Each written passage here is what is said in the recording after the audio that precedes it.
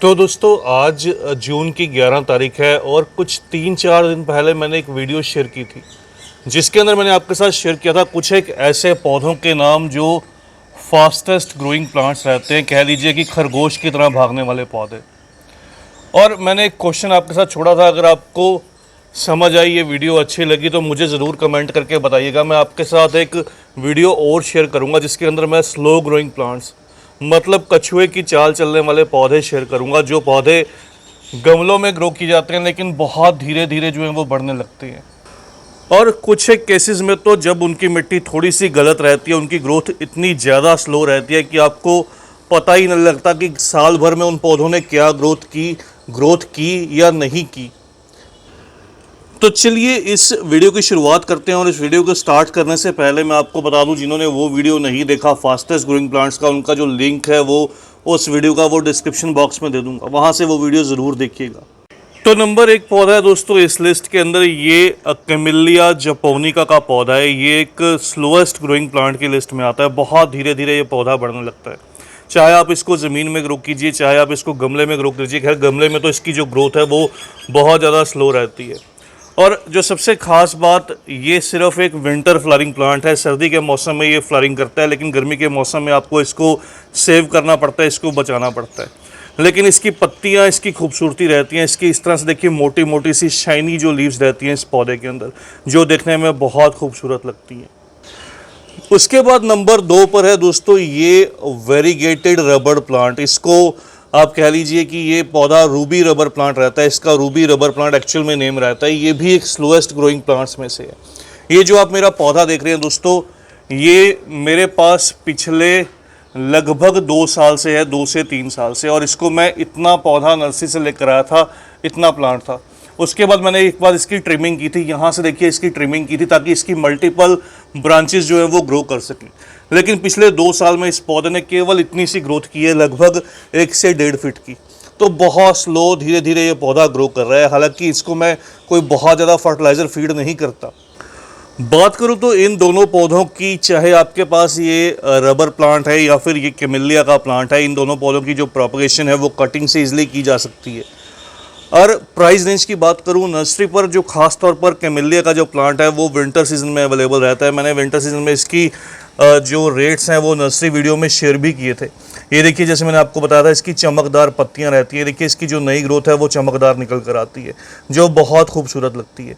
तो नर्सरी पर 150-200 की रेंज में लगभग इसका जो कैमिलिया का प्लांट है वो अवेलेबल रहता है। इस तरह से अगर बात करूं रूबी रबर प्लांट की, तो इसका भी जो प्राइस है 150-200 की रेंज में जो छोटे प्लांट रहते हैं, स्मॉल प्लांट का जो प्राइस है वो अवेलेबल रहता है। उसके बाद नंबर 3 है दोस्तों, ये फिलोडेंड्रॉन की एक बहुत खूबसूरत सी वैरायटी है, लेकिन नर्सरी पर बहुत कॉस्टली मिलती है। आपको आज रीज़न बताऊंगा इसका कॉस्टली रहने का। इसका कॉस्टली रहने का रीज़न यही है कि ये स्लो ग्रोइंग रहती है, बहुत धीरे धीरे बढ़ती है और एक से मल्टीपल प्लांट्स में मल्टीप्लाई होने में इसको बहुत टाइम लग जाता है। ये जो आप देख रहे हैं दोस्तों, ये फिलोडेंड्रॉन बर्किन है। इसको बर्किन प्लांट बोलते हैं। इस तरह से इसमें पत्तियों में वेरिएशन रहता है, जो देखने में बहुत ज़्यादा खूबसूरत रहता है। और ये हार्डी वैरायटी में से एक रहता है। देखिए मैंने इसको हालांकि यहाँ पर रिपोर्ट किया, एक छोटे से गमले के अंदर, कोकोपीट वगैरह के अंदर रिपोर्ट किया था। प्राइस रेंज की बात करूं तो इसके छोटे पौधे जो हैं वो अक्सर नर्सरी पर 300-350, और बहुत कम नर्सरीज ऐसी रहेंगी जहां पर थोड़े आपको अगर रीजनेबल प्राइसेस मिल जाएं तो इसके बहुत छोटे पौधे 150 के आसपास की रेंज में भी मिल सकते हैं। तो इस तरह से ये भी जो प्लांट है ये स्लो ग्रोइंग की लिस्ट में रहता है, लेकिन देखने में बहुत ज़्यादा खूबसूरत भी रहता है। स्लो ग्रोइंग प्लांट्स की लिस्ट में अगला जो नंबर आता है दोस्तों, इस तरह से ये ड्रैगन ड्रेसिना या ड्रेसिना बेबी डोल का आता है। ड्रेसिना में बहुत सी ऐसी वैरायटीज़ रहती हैं जो बहुत धीरे धीरे ग्रो करती है, मतलब साल भर में भी आपको उनकी जो ग्रोथ है वो बहुत ना के बराबर दिखाई देगी। लगभग लगा लीजिए कि इस तरह से जो ड्रैगन ड्रेसिना रहता है ये केवल 6 से 8 इंच जो अपनी ग्रोथ है वो साल भर में करके निकलते हैं। लेकिन जो खास बात है कि इन पौधों की जो कटिंग प्रोपगेशन है वो बहुत आसानी से की जा सकती है। ये जो आप मेरा पौधा देख रहे हैं दोस्तों, ये मैंने कुछ दिन पहले कटिंग से ही रेडी किया था और आपके साथ एक वीडियो भी शेयर किया था। तो इस वीडियो का जो लिंक है वो डिस्क्रिप्शन में दे दूंगा। प्राइस रेंज की बात करूँ, इनका जो प्राइस है वो नर्सरी पर थोड़ा कम रहता है। ये 50 रुपीज़ के आसपास की रेंज में ईजिली अवेलेबल रहता है।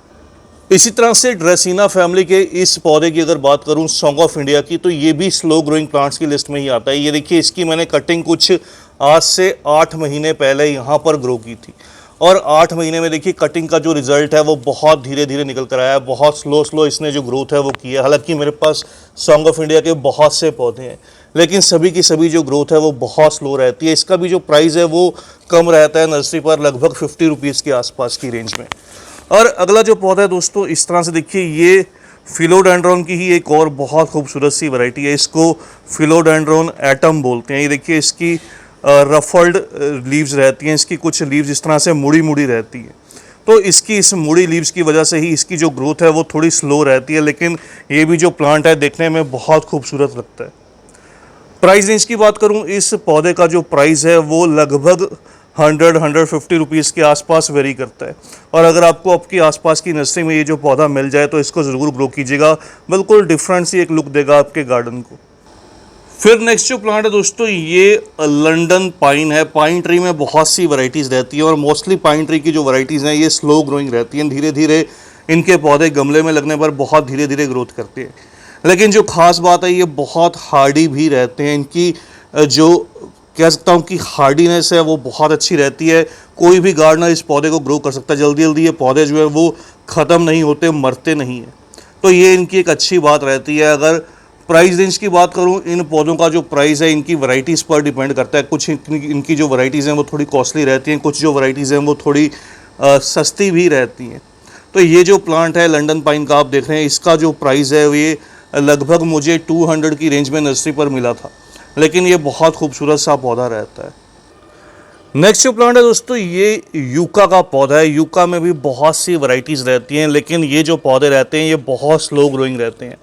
आपने एक बार अपने गार्डन में लगा दिया तो एक तो इनको रिपोर्ट जल्दी से नहीं करना पड़ता। आप 4 से 5 साल में इनको एक बार रिपोर्ट कीजिएगा, सफिशेंट रहता है। दूसरा, ये धीरे धीरे बढ़ते हैं। ये जो आप पौधा देख रहे हैं दोस्तों, मेरे पास पिछले कह लीजिए कि 4-5 साल से है और केवल इसने अपनी जो हाइट है अभी तक 4 से 5 साल में 2.5 से 3 फीट की है और इसको मैं 1 फीट के आसपास लेकर आया था। प्राइस रेंज की बात करूं तो यूका के जो छोटे पौधे हैं वो लेस देन 100 रुपीज़ की रेंज में मिल जाते हैं। हालांकि इनकी जो प्रोपगेशन है, एक तो कटिंग से, दूसरा इस तरह से इनमें जो नीचे से जो बेबी प्लांट्स हैं वो भी निकल कर आते हैं। दोनों तरीके से की जाती है। इन प्लांट्स को सेपरेट करके भी इनकी जो प्रोपगेशन है वो की जाती है। नेक्स्ट जो प्लांट है दोस्तों, ये एक और बहुत खूबसूरत सा पत्तियों वाला पौधा है। इसको फीडर लीफ फिग बोलते हैं। ये भी पौधा आजकल नर्सरी पर बहुत डिमांडिंग है, लेकिन थोड़ा कॉस्टली भी है। बहुत सी नर्सरी पर इसको तो बहुत ज़्यादा महंगा भी बहुत बेचा जाता है। हालांकि ये इतना कॉस्टली प्लांट की लिस्ट में एवरेज नहीं रहता था।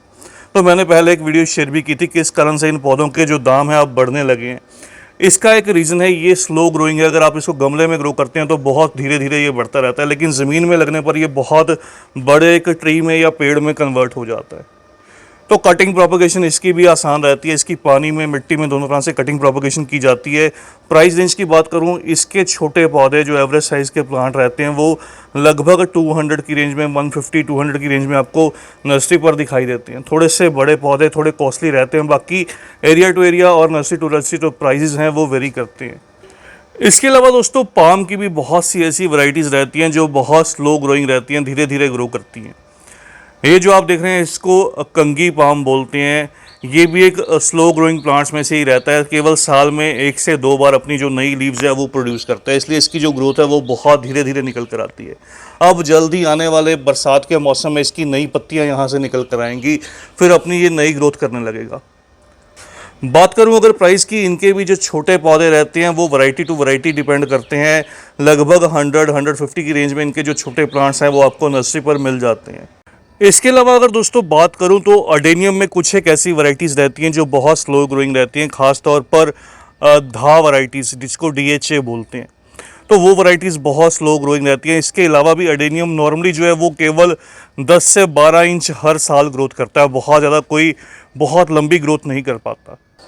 इसके अलावा भी अगर बात करूं तो कैक्टस में बहुत सी ऐसी वैरायटीज़ हैं जो बिल्कुल स्लो ग्रोइंग रहती हैं और सेंसेवेरिया में कुछ एक जो वैरायटीज़ हैं वो बहुत स्लो ग्रोइंग रहती हैं। और हवर्थिया सकुलेंट के अंदर भी बहुत सी ऐसी वैरायटीज़ हैं जो बहुत स्लो ग्रोइंग रहती हैं, बहुत धीरे धीरे इनकी जो ग्रोथ है वो निकल कर आती है। ख़ास तौर पर इनमें जो बेबी प्लांट्स हैं वो भी बहुत धीरे धीरे निकल कर आते हैं।